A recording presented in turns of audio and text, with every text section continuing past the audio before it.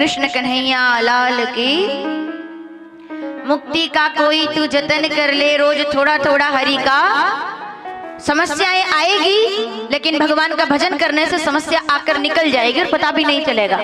शंकर जी आप विचार करके देखिए, भोलेनाथ जब उनके जीवन के अंदर ये समस्या आ सकती है कि पत्नी को वो नहीं समझा सके, ध्यान में बैठ गए भोलेनाथ, राम राम राम। सब बोलेंगे मेरे साथ, जरा ऐसे बैठिए ना जैसे मैं बैठी हूँ, एक बार भाव से। शंकर जी कैसे बैठे? समाधि में, राम राम राम शिव सुमिरन लागे और ध्यान में चले गए। शंकर जी का सहज स्वभाव है ध्यान, सहज स्वभाव। अपना सहज स्वभाव क्या है? हम दूसरों के सामने जैसे बनते हैं वैसे वास्तव में हम नहीं है क्या? हम अकेले में जैसे रहते हैं वास्तव में वैसे है ना? जैसे अब आप यहाँ बैठे हो, ऐसे बैठे, अब घर पे तो आप ऐसे बैठ सकते हो, हमेशा ऐसे बैठते हो क्या 24 घंटे? एकदम ऐसे अनुशासन में, बिल्कुल एकदम ऐसे रहते हो? नहीं। जब घर में ज्यादा काम बढ़ जाता है तब माताएं क्या करती है? ऐसे पल्ले को एकदम ऐसा करके, वो आपका सहज स्वभाव है। अभी आपने महंगी साड़ी पहन रखी है, एकदम टिप टाप हो, आप घर पे काम करते हो जब भी ऐसे ही रहते हो? ये केवल टीवी में होता है बस, वहां बहुएं एकदम टिप टाप रहती है, लेकिन जो वास्तव में माताएं सामने बैठी है, सोचो अगर आपको घर का झाड़ू लगाना है तो आप क्या ऐसे सज धज के तैयार होके, ऐसा हो सकता है? नहीं हो सकता ना। क्या करना पड़ेगा? पल्ला सिर पे और ऐसे कमर में उसको लगा के और झाड़ू फटाफट। क्यों? क्योंकि वो आपका सहज है। शंकर जी का सहज क्या है? समाधि में बैठ गए भोलेनाथ, ध्यान में वो बैठते और समाधि लग जाती है। राम राम राम सुमिरन लागे। माता सती जान गई कि भोलेनाथ ने कुछ तो कहा है मन में ऐसा, और कुछ ऐसा कहा है जिससे मेरा तो मामला गड़बड़ हो गया है, मुझे त्याग दिया क्या? 87,000 वर्ष तक भोलेनाथ ने समाधि लगाई, और 87,000 वर्ष तक पतिव्रता नारी है वो जगदम्बा है।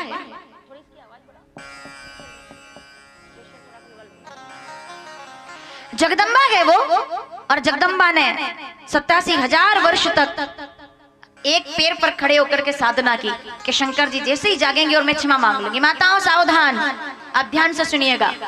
इंतजार कर रही है एक दिन कि जिस दिन जागेंगे ना उस दिन बोल दूंगी कि देखो भोलेनाथ मुझसे गलती हो गई है, मैं पत्नी हूँ, आप मेरे पति हैं, मैं गई थी परीक्षा करने, सीता बन गई थी, राम जी से मैंने परीक्षा की है, मैंने दोष किया है, ये ठीक है, लेकिन आप मुझे क्षमा कर दीजिए। तो संभावना है कि शंकर जी मुझे क्षमा कर देंगे, क्योंकि वो तो अच्छों को क्षमा कर देते हैं, उनका स्वभाव है, मुझे क्षमा कर देंगे। इस विचार से थाली लेकर खड़ी है। अब क्षमा मांग लेनी चाहिए थी, क्षमा कर भी दी जाती, तो फिर ऐसा क्या हो गया कि क्षमा नहीं मांग पाई? ऐसा क्या हो गया कि कहानी में ट्विस्ट आ गया, फिर कोई मोड़ आ गया? हुआ ये कि शंकर जी के जागने के 15 दिन पहले 87,000 वर्ष बीत गए, लेकिन 15 दिन बाकी रह गए थे जागने में, और माता सती ने देखा कि बड़े बड़े विमान सज करके आसमान से जा रहे हैं, देव कन्याएं सुंदर गीत गाते हुए, मंगल गीत गाते हुए कहीं जा रही है। एक रथ कैलाश पर उतरा तो माता सती ने पूछा, देवियों कहाँ जा रही हैं आप? क्या किसी देवता के यहाँ कोई मंगल आयोजन है, कोई गृह प्रवेश है, किसी की शादी है, किसी देवता के घर बेटा हुआ है? कहाँ आप इतने गीत गाती हुई जा रही? और वो जितनी भी देव कन्याएं थी सब एक दूसरे को देखने लगी, बोले इनको नहीं पता कहाँ जा रहे हो? बोले नहीं मुझे नहीं पता कहाँ जा रही हूँ, मैं तो यहाँ खड़ी हूँ भोलेनाथ के सामने। बोले देवी जी आपको बताने में बड़ा दुख हो रहा है हमें कि आपके पिताजी राजा प्रजापति दक्ष ने बहुत बड़ा यज्ञ किया है, सबको बुलाया है, हमको 1 महीने पहले निमंत्रण आया था, हम 15 दिन पहले वहां जा रहे हैं, हमें इस बात की तकलीफ है कि आपको इसकी कोई खबर नहीं। आपके पिताजी ने आपको नहीं बुलाया क्या? घर में कोई अनबन है, कोई बात है? अगर ससुराल वालों की बुराई हो तो फिर भी एक बार सुनी जा सकती है बहू के रूप में, लेकिन पियर वालों की बुराई तो नहीं सुनी जाती। सुनी जाती है? नहीं सुनी जाती, बड़ा मुश्किल है। पियर वालों की बुराई कोई नहीं सुनता। हाँ, ससुराल में अगर कोई कह दे कि देवरानी ऐसी, जेठानी ऐसी, तो गर्दन झुका के कह देंगे हाँ आप क्या बताएं भैया, सबका अपना अपना स्वभाव है, यही कहेंगे ना। भले ही बुराई नहीं भी करेंगे तो मना नहीं करेंगे कि नहीं तुम गलत बोल रहे हो, कि आपकी देवरानी तो ऐसी है, तो आप धीरे से क्या कहोगे, हाँ भैया आप क्या कहें, हम तो ऐसे नहीं है, उनका स्वभाव है तो क्या करें, वो तो ऐसे ही है।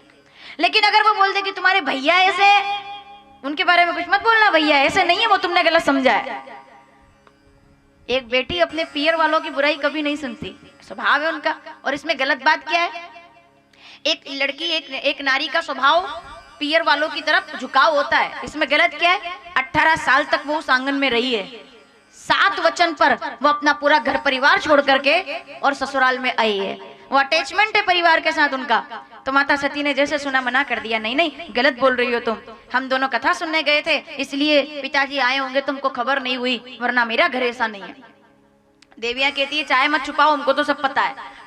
तो जले पर नमक डाल करके लोग तो तैयार रहते हैं ना, तो माता सती को ऐसा बोलकर वो चली गई। अब तक सती जी के मन में क्या था कि शंकर जी जागेंगे तो मैं क्षमा मांगूंगी, लेकिन अब आ गया मन में कि जैसे भोलेनाथ जागे, जल्दी जाग जाए तो अच्छा है, पिता के घर जाना है।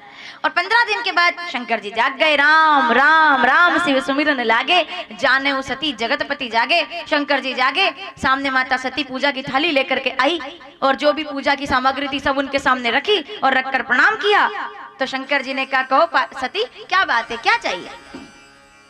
सती जी कहती है चाहिए कुछ नहीं, अब मौका था क्षमा मांगने का था ना, कि मुझे माफ कर दीजिए मुझसे गलती हुई थी, लेकिन नहीं बोली। माताओं सावधान, क्या कहा सती जी ने? बोले बात बात में करेंगे, रास्ते में जल्दी तैयार हो जाओ, देर हो रही है, जल्दी चलो, हम वैसे ही लेट हो गए क्योंकि आप ध्यान में बैठे थे। शंकर जी कहते इतनी जल्दी में कहाँ जाना है? बोले रास्ते में बताऊंगी, आप जल्दी करो, मैंने बैग पैक कर लिया है, आप भी जल्दी तैयार हो जाओ। शंकर जी कहते बताओ तो जाना कहाँ है? बोले क्या बताऊं, पिता के घर यज्ञ है, बहुत बड़ा यज्ञ रखा गया है, जल्दी तैयारी कीजिए, मैं जल्दी जाना है।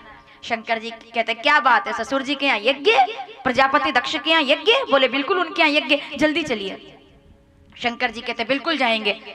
तो पिताजी तुमको यहाँ पर लेने आए हैं, लाओ बुलाओ ससुर जी से हमारी मुलाकात कराओ। तो सती जी आए तो नहीं थे पिताजी, तो कहती वो तो नहीं आए। तो ने कहा अच्छा तुम्हारे भैया तुमको लेने आए होंगे, लाओ लाओ बुलाओ बुलाओ, उनसे मुलाकात कराओ। सती जी कहती भैया तो नहीं आए। अच्छा तो पत्रिका तो बताओ, पत्रिका तो देखनी पड़ती है ना, कि स्वागतातुर कौन है, दर्शनाभिलाषी कौन है, प्रोग्राम कहाँ पे है, कौन कौन विनीत है, मीठी मुस्कान में कौन है, पता तो चले कि ये भाई ये व्यवस्था में है यहाँ पे। तो लाओ पत्रिका बताओ क्या क्या है। पत्रिका हो तो बताए, बुलाए तो गई नहीं, पत्रिका आई नहीं। सती जी कहती है पत्रिका नहीं है, बुलाया नहीं है, पिताजी नहीं आए, भैया नहीं आए, आप जल्दी तैयारी कीजिए, हमको जाना है। शंकर जी कहते हैं सती अगर तुम्हें यहाँ कोई लेने नहीं आया, अगर एक पत्रिका भी नहीं आई, तो याद रखना भाव नहीं आदर नहीं। सावधान जितनी माताएं बैठी हुई हैं, पियर बहुत प्यारा होता है। मैं सीधे सीधे आपको कथा से जोड़ करके कहना चाहूंगी, पियर बहुत अच्छा होता है। आपके पियर का मकान पक्का हो सकता है, ससुराल का मकान कच्चा भी हो सकता है, लेकिन याद रखिएगा आव नहीं आदर नहीं और नई नैनन में नेह, तो तुलसी तहा ना जाइए चाहे कंचन बरसे मेह। एक नारी चाहे ससुराल का मकान कच्चा हो, पियर का मकान पक्का हो, फिर भी एक विवाहित नारी की शोभा ससुराल में रहने से ही होती है, पियर में रहने से शोभा नहीं रहती है। पियर में रहने की शोभा कब तक है? 8 दिन, संक्रांति पर 15 दिन, राखी पर 1 महीना। 1 महीने से भी ज्यादा अगर टिक गए ना तो गांव वाले पूछने लग जाएंगे, बोले ससुराल लेने नहीं आए, अभी नहीं आए, 6 महीने हो गए, इतने में तो बातें शुरू हो जाएगी। बोले वो तो 6 महीने से घर बैठी है। नहीं क्या हो सकता है आपका ससुराल का मकान में साधन कम हो, सुविधा कम हो, लेकिन फिर भी एक नारी के लिए पियर नहीं ससुराल में रहना शोभा देता है। शंकर जी ने कहा तुम्हारा घर बड़ा सुंदर है, परिवार बड़ा अच्छा होगा, लेकिन आज अगर निमंत्रण नहीं आया तो सती तुम्हें नहीं जाना चाहिए, तुम्हारा अपमान होगा। और दूसरे अपमान करे तो इंसान सह जाता है, लेकिन अपना अगर कोई अपमान करे तो सहन नहीं होता। एक बहू तब परेशान नहीं होती जब ससुराल में उसका निरादर हो जाता है, लेकिन वही नारी तब दुखी हो जाती है जब पियर में उसका अपमान हो जाता है, तब वो सहन नहीं कर पाती, वो उसके लिए बड़ा कठिन है। मत जाना सती, दुखी हो जाओगे तुम। सती जी कहती है बात तो आपकी ठीक है, लेकिन मेरे घर में ऐसा नहीं है, मेरे पिता ऐसे नहीं है, मेरा तो बड़ा सम्मान है, मैं जाऊंगी, आप भी चलिए। एक काम करते हैं, मैं पहले जाती हूँ, 5 दिन पहले मैं चली जाती हूँ, आप मेन इवेंट होगा जिस दिन मेन आयोजन है उस दिन आप आ जाना। ऐसे ही करते हैं हम लोग कि ठीक है आप मेन आयोजन में, आप मुख्य आयोजन में आप आ जाइएगा। शंकर जी कहते हैं हो ये वही जो राम रचि राखा, ठीक है सती जाओ, जाओ सती, ईश्वर तुम्हारा कल्याण करे। जब जा रही थी तो शंकर जी देख रहे थे कि जा तो रही है पर वापस नहीं आएगी। 2 गण साथ में भेजे, माता सती आई। कथा आप लोगों ने सुनी है, पिता भवन जब गई भवानी, दक्ष त्रास काऊ न सन्मानी। बेटी जब पियर में आई, शादी के बाद पहली बार आई थी। माताओं सावधान, पहली बार आई थी शादी के बाद पियर। सोच रही थी पिता मुझे दूर से देखेंगे तो दौड़ करके गले लगाएंगे मेरी बेटी आ गई, भाई आएंगे और दौड़ करके कहेंगे हमारी बहन आ गई, बहनें आएंगी गले लगाकर कहेंगे तुम्हारे बिना सब अधूरा लग रहा था। दक्ष जी की 24 कन्याओं में से एक कन्या माता सती है। दक्ष जी की 60 कन्याएं, इतना पूरा परिवार, सब दरवाजे पर खड़े होकर सबका स्वागत कर रहे थे। लेकिन जैसे ही सती को देखा, सती जी ने सोचा था पिता तो मुझे देखकर रो देंगे, क्योंकि जब मैं विदा हुई थी तब कितना प्यार से कहा था बाबुल की दुआएं लेती जा जा तुझको सुखी संसार मिले। जब मैं जा रही थी तब कितना रोए थे कि बेटी तू कब आएगी वापस, आज मैं आ गई हूँ, पिता मुझे गले लगाएंगे। अब विचार करके देखिएगा, हम तो इंसान है, वो तो देवी है ना, क्या बीती होगी उनके दिल पर। जैसे ही पिता ने देखा तो देख करके मुंह फेर लिया, जैसे पहचानते ही नहीं। दरवाजे तक आ गई तो दक्ष जी इधर उधर काम करने लगे। सती सामने खड़ी हो गई तो देखा तक नहीं, आंखों में आंसू आ गए। तब नहीं हारी वो जब दुनिया अपमान कर दे, लेकिन जब घर के लोगों ने अपमान कर दिया, बहनें मजाक उड़ाने लगी, आ गई सती, चलो अच्छा है बिना बोले आई तो सही। तुम कब आई? बोले हम तो 1.5 महीने पहले आ गए, सब तैयारी हमने करवाई। भाइयों ने देखा ठीक से बात नहीं की, सादर बहुरी मिली एक माता, माँ ने गले लगाया, बेटी चिंता मत कर, तुम्हारे पिता है ना व्यस्त हैं अभी, ऐसा मत समझना कि तुम्हारा अपमान करते हैं। माँ जानती है बेटी की तकलीफ। एक सबसे ज्यादा अगर कोई होता है पियर में अपना तो माँ होती है। जब बेटी घर से विदा होती है ना, चाहे वो पहली बार विदा हो, दूसरी बार ससुराल जाए, तीसरी बार ससुराल जाए, भाई आता है तो महंगी साड़ी देता है, पिताजी आते हैं तो गहने देते हैं, लेकिन माँ क्या करती है? माँ कमरे में दौड़ कर जाती है, बेटी जा रही है तो वैसे ही तो वो परेशान रहती है, बेटी जा रही है, दूसरी बार तीसरी बार ससुराल जा रही है, दौड़ के अंदर जाती है और अपनी पेटी खोल करके उसमें से बटुआ निकाल करके 10 रुपए 20 रुपए जो उसने अपने रखे हुए थे 50 रुपए निकाल कर लाती है और अपनी बेटी की मुट्ठी में बांध देती है कि बेटा ये ले जा। और जब वो बेटी ससुराल पहुंचती है तब वो महंगी साड़ी नहीं देखती, वो गहने नहीं देखती, वो 20 रुपए का नोट उठाकर देखती है जो मेरी माता ने मुझे दिया था, ये माँ ने दिया था। वो अपनत्व वो माँ से मिलता है। माँ ने गले लगा करके कहा बेटा पिता की बात पर ज्यादा ध्यान ना देना, वो व्यस्त है, चल ना अंदर चल। अपना अपमान तो सह गई। यज्ञ भवन में आई तो देखा तो यहाँ तो अपने पति भोलेनाथ का कोई रुद्र का कोई भाग नहीं। आंखों में क्रोध आ गया, मेरा अपमान तो मैं सहन कर सकती हूँ, लेकिन यहाँ जितने लोगों ने भोलेनाथ की निंदा की है सबको सजा मिलेगी, लेकिन मैंने भी अपराध किया है, मैं अपने पति को छोड़कर यहाँ आई। ऐसा विचार करके माता सती ने अपने शरीर को योगाग्नि में वहीं पर समर्पित कर दिया। बोलिए जगदम्बे मात की। जो दक्ष मेरे पति की निंदा करते हैं उनसे ही मुझे ये शरीर मिला है, अब मुझे ये शरीर प्यारा नहीं, ये शरीर त्याग कर पुनः मुझे भोलेनाथ प्राप्त हो, ऐसी प्रार्थना करके माता सती ने प्राणों का त्याग कर दिया। प्राणों का त्याग कर दिया तो समाचार सब शंकर पाए, वीरभद्र करी को पठाए, जटा से बाल उठा करके और धरती पर पटका, वीरभद्र प्रकट हो गए। यज्ञ भवन में आए और दक्ष की गर्दन काट दी, अग्नि में स्वाहा हो गया मस्तक, हाहाकार मच गया यज्ञ भवन में। जहाँ शंकर जी को भाग ना मिले वो यज्ञ कभी पूरा हुआ है? जहाँ रुद्र का भाग ना हो क्या वो आयोजन कभी पूरा हुआ है? एक बात याद रखिएगा, जब कोई आयोजन दिखावे के लिए होता है, प्रदर्शन के लिए होता है, वो कभी सफल नहीं होता, वो कभी आनंद नहीं देता। दिखावे के लिए किया गया था यज्ञ, असफल हो गया, सब हाहाकार मच गया सब तरफ। शंकर जी आए, माताओं सावधान। भोलेनाथ ने माता सती के जले हुए अंगों को उठाया तो आंखों में भोलेनाथ के आंसू आ गए, क्योंकि प्रेम तो करते हैं ना पत्नी से, मोह तो था, तो कंधे पर रखा शरीर को, जला हुआ शरीर, उस शरीर को त्यागते नहीं। कितने महीनों तक घूमते रहे, कनखल, हरिद्वार, हिमालय घूमते रहे भोलेनाथ। तो देवताओं ने प्रार्थना की नारायण भगवान से कि शंकर जी पीड़ा में है, जब तक तक ये शरीर रहेगा माता सती का उनके पास, तब तक वो पीड़ा में रहेंगे। तो नारायण भगवान ने सुदर्शन चलाया और सुदर्शन चक्र से वो जले हुए शरीर के टुकड़े कर दिए। जहां जहां वो अंग गिरे वहां वहां शक्तिपीठ की स्थापना हो गई। बोलिए अम्बे मैया की। जगदम्बा के दिव्य स्थान आज भी वहां उपस्थित है। तो ऐसी मां भगवती आज हमें दर्शन देकर के हम पर कृपा करती हैं। लेकिन शंकर जी के जब आंसू गिरे उस स्वरूप में, रुद्र रूप में, तो दुख में आंसू गिरे ना, तो जहां जहां गिरे वहां रुद्राक्ष प्रकट हो गया। रुद्राक्ष का प्राकट्य शंकर भगवान के आंसुओं से है। माताओं समझ रहे हो आप? रुद्राक्ष धारण करने से बड़े से बड़े संकट दूर होते हैं। रुद्राक्ष का प्राकट्य, शंकर जी जब रो रहे थे आंखों में आंसू थे रुद्र के अक्ष से रुद्राक्ष बनाए। जब वो पीड़ा में थे, जब वो मोह में थे, जहां जहां आंसू गिरे वहां वहां रुद्राक्ष प्रकट हो गया।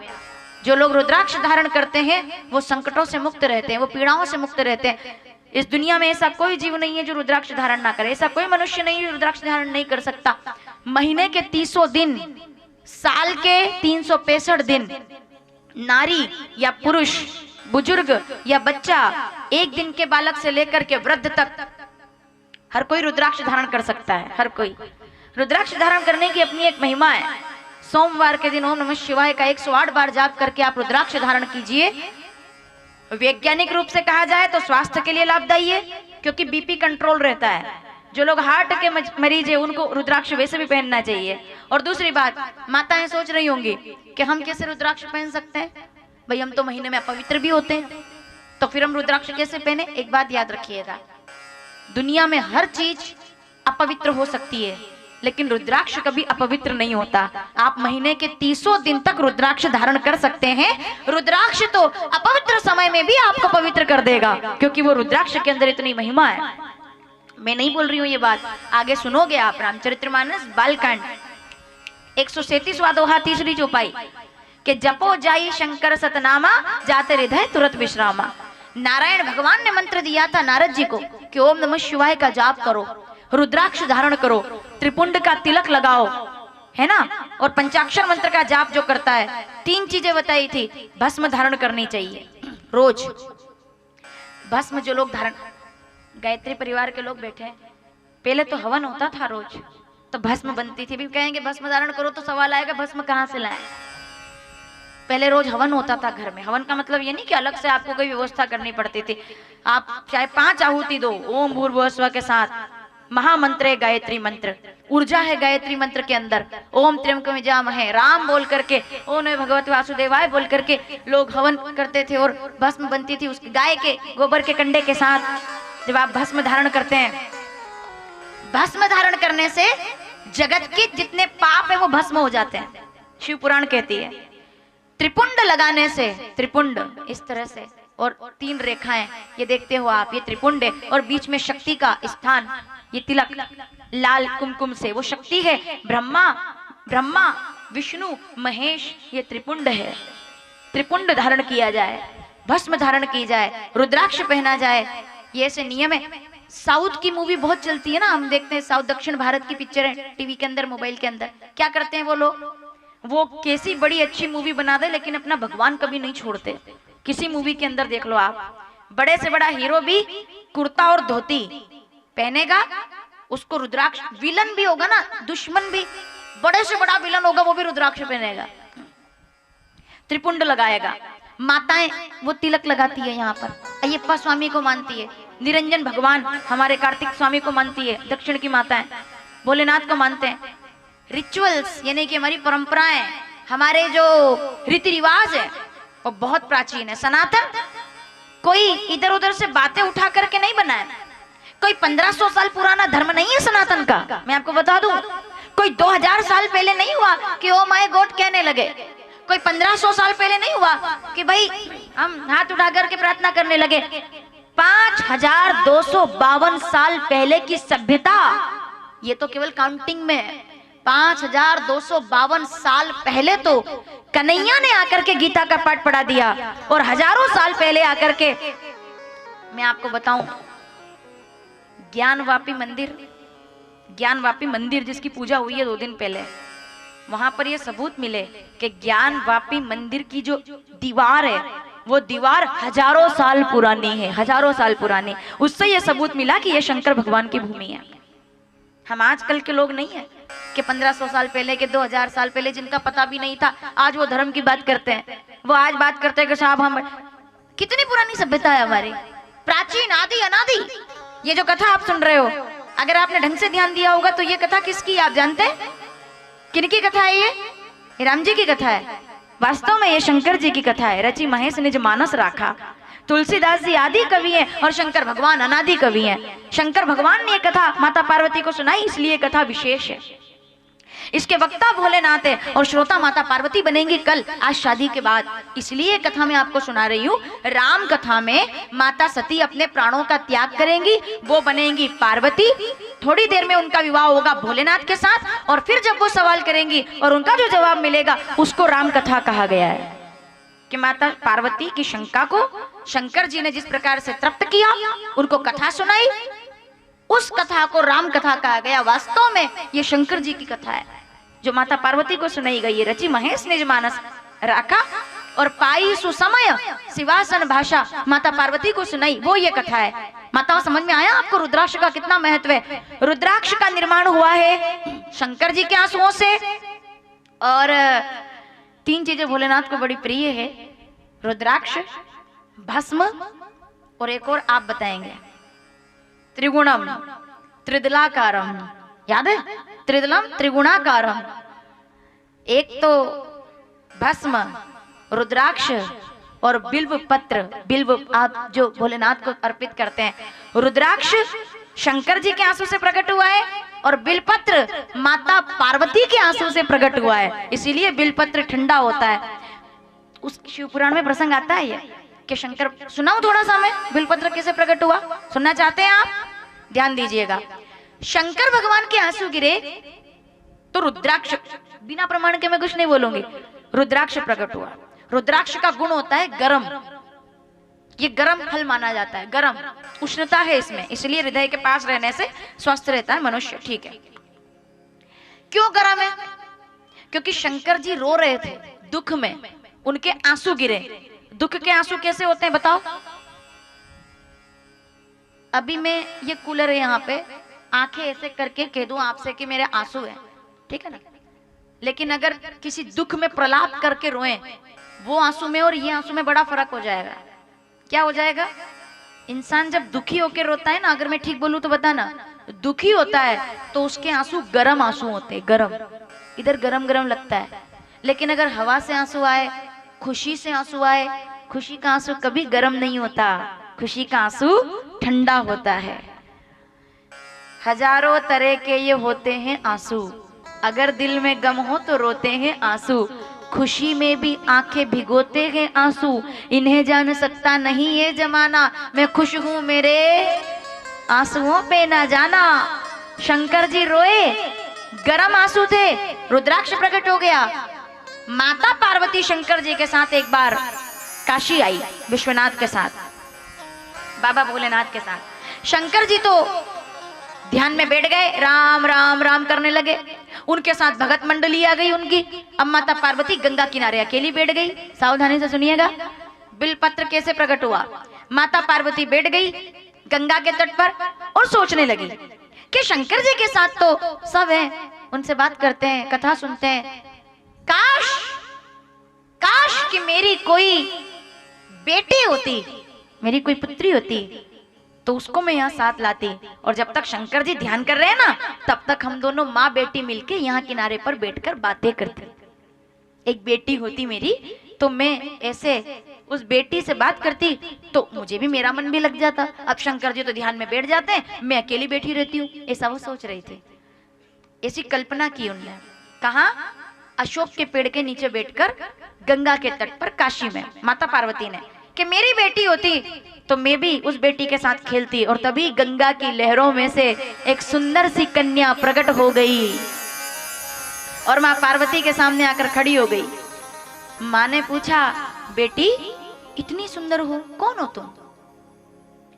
वो कहती है, माँ, इतना कहा और आकाशवाणी हो गई, देवी जी आपने संकल्प किया कि मेरी बेटी होती और अशोक के पेड़ के नीचे आप बैठी हुई थी। ये गंगा का किनारा है, ये विश्वनाथ की नगरी है, यहाँ से कोई सूना नहीं रहता, कोई अधूरा नहीं जाता। आपकी इच्छा पूरी हो गई, ये आपकी बेटी है और आपने अशोक के पेड़ के नीचे इस बेटी को सुंदरी कहा है, इसलिए ये आपकी बेटी अशोक सुंदरी है और ये आपको बेटी के रूप में समर्पित है। वो जो आप शिवलिंग पे जल चढ़ाते हो और जो बीच जलधारी में जो नाग देखते हैं ना, वो अशोक सुंदरी है, अशोक सुंदरी का स्थान है। तो अशोक सुंदरी है। माता पार्वती ने देखा तो खुश हो गई। दोनों माँ बेटी बात करने लगी। बात करते करते दोनों का मन मगन हो गया और दोनों ने एक मिट्टी के मटके के ऊपर दीपक जलाया, मिट्टी का कलश भरा, उसके ऊपर दीपक जलाया और बात करते करते घूमते घूमते बात कर रही है और नाचने लग गई। अब सुनिएगा, बात भी कर रही है, नाच भी रही है, बात भी कर रही है, नृत्य कर रही है। उसी दिन से मिट्टी के मटके पर दीपक रख करके 9 दिनों तक वो नाचती रही। कहते हैं उसी को नौ दुर्गा उत्सव के स्वरूप में गरबे के रूप में मनाया जाता है। जो गरबा आप खेलते हो ना, रास का मतलब जानते हो? गरबा, गरबा दीपक लगा करके आसपास बेटियां नाचती हैं। सबसे पहले गरबा किसने खेला पता है आपको? माता पार्वती और अशोक सुंदरी ने। जब वो नाचने लगी तो 64 योगिनी भी आ गई और कन्याएं भी आ गई, सब मिलकर के गरबा करने लगी। तो गरबा करते करते माता पार्वती सोच रही है कि कहाँ तो मैं अकेली बैठी थी और कहाँ मेरा पूरा परिवार हो गया। तो आंखों में खुशी के आंसू आ गए। काहे के? खुशी के, बेटी को देख के। मतलब मगन हो, उल्लास, उत्साह में रोई वो। मेरी बेटी को देखकर इतनी खुश हुई कि आंखों से आंसू गिरा और जब आंसू गिरा तो उसी समय अंकुरण फूट गया, एक पौधे का बिल्व पत्र प्रकट हो गया। बिल्व पत्र जब प्रकट हुआ उसका कारण है, जब दुख में आंसू गिरा तो रुद्राक्ष प्रकट हुआ, खुशी में आंसू गिरा, ठंडा आंसू गिरा। बिल्व पत्र का जो गुण है वो ठंडा होता है। अगर आप बिल वृक्ष के पत्र को पानी के मटके में डाल देते हैं तो वो जल के सारे रोग हर लेता है। अगर किसी को बुखार आ रहा है और आप उसको बिलपत्र ऐसे जैसे पानी की पट्टी रखते हैं ना, ऐसे ओम नमः शिवाय बोलकर बिलपत्र वो रख देंगे उसके सिर पर तो उसका मस्तक ठंडा हो जाएगा। उष्णता को हरने वाला बिलपत्र है, इसीलिए वो ठंडे आंसू से प्रकट हुआ। जगदम्बा प्रसन्न हो गई, प्रसन्नता के आंसू से बिलपत्र प्रकट हो गया। तो शंकर जी को बिलपत्र प्यारा है, शंकर जी को रुद्राक्ष प्यारा है, भस्म प्यारी है, ओम नमः शिवाय प्यारा है। माता सती ने प्राणों का त्याग कर दिया। इधर दक्ष जी की पत्नी ने प्रार्थना की कि आप उनको जीवित कीजिए भोलेनाथ, कालों के काल तो आप ही हैं। उनको जीवन दान दिया, बकरे का सिर लगाया, अजमुख बना करके यज्ञ पूरा कराया, बकरे का सिर लगाया दक्ष को, तब यज्ञ पूरा हुआ। माता सती ने प्राण त्यागे, पार्वती बनकर के प्रकट हो गई हिमवान के यहाँ। मेना, धन्या, कलावती, ये क्या कहा जाता है, पितरों की बेटियां हैं जो स्वर्ग में निवास करती थी। तीनों देवियां, सावधान माताओं, 3 बेटियां हैं पितरों की, मेना, धन्या, कलावती, पितृ कन्याएं हैं। ये स्वर्ग में निवास करती थी, स्वर्ग के अंदर खेलती थी। एक दिन सनकादिक मुनि आए, सबने उठ करके मुनियों को प्रणाम किया, इन बेटियों ने प्रणाम नहीं किया। आपस में बात कर रही थी, सहेलियां आपस में बात करती रहे तो कुछ भी हो जाए, देखती नहीं इधर उधर, मगन हो जाती है। तो ये भी आपस में बात कर रही थी। तो सनकादिक मुनियों को क्रोध आ गया, बोले हम यहाँ आए, सबने प्रणाम किया, तुम पितृ कन्या होने का अभिमान करती हो, जाओ तुम्हें श्राप देते हैं। माताओं सावधान, श्राप दे दिया सनकादिक मुनियों ने कि तुमने प्रणाम ना किया, हमारा सम्मान नहीं किया, इसलिए तुम सामान्य कन्याओं की भांति 100 वर्षों तक धरती पर जाकर के नारियों के रूप में जन्म लोगी, मतलब तुम सामान्य नारी बनोगी। तीनों ने पैर पकड़ लिए, बोले बाबा जी हमारी तो कोई गलती नहीं, हम तो जानते नहीं थे, हमें याद भी नहीं आप कब आए, हमें क्षमा कर दीजिए। हृदय संतों का द्रवित होता है। उन्होंने कहा ठीक है, माफ करते हैं तुमको। बोले आप? बोले 100 साल तक तुमको सामान्य नारी के रूप में जन्म तो मिलेगा, लेकिन हमारा वरदान है कि तुम्हारे यहाँ धरती पर शक्तियां अवतार लेकर के आएगी, तुम्हारे यहाँ बेटी के रूप में शक्ति प्रकट होगी। तो माता मीना के यहाँ माता पार्वती का प्राकट्य होगा। धन्या बनेगी सुनैना, सुनैना की बेटी बनेगी साक्षात लक्ष्मी माता सीता प्रकट होकर के आएगी। और कलावती वृषभानु की पत्नी बनेगी और उनके यहाँ बरसाना में साक्षात राधा रानी प्रकट होकर के आएगी। मेना, धन्या, कलावती पितृ कन्याएं हैं। इसीलिए शंकर भगवान को जब हम अपने घर से जल लेकर जाते हैं और शिवलिंग पर चढ़ाते हैं, अपनी पंडेरी से जल लेकर के जाते हैं और चढ़ाते हैं, तो उससे घर के पितृ संतुष्ट होते हैं, और जब पितृ संतुष्ट होते हैं तो परिवार प्रसन्न रहता है।